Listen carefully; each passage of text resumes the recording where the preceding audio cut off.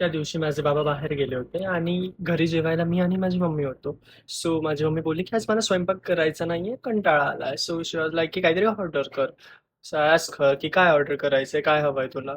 So ती आधी तर बोलली, "काहीही चालेल." आणि हा सगळ्या मम्मी लोकांचा फिक्स डायलॉग असतो, "काहीही चालेल." अरे काय म्हणजे काय? सो मी तिला बोललो, की "चायनीज खाणार का?" तर ती मला बोलली, "हो, मी खाणार चायनीज."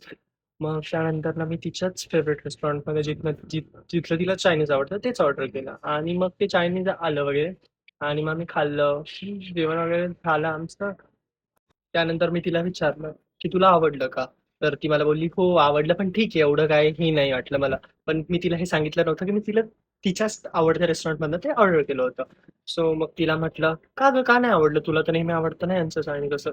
तर ती मला बोलते, "हां, ठीक आहे, पण आज काय मला काही खास नाही वाटलं. त्यापेक्षा मी घरीच जेवण बनवलं असतं बेटर." म्हटलं, "पण तुलाच कंटाळा आला होता की नाही घरी बनवायचं म्हणून तर ऑर्डर केलं आपण."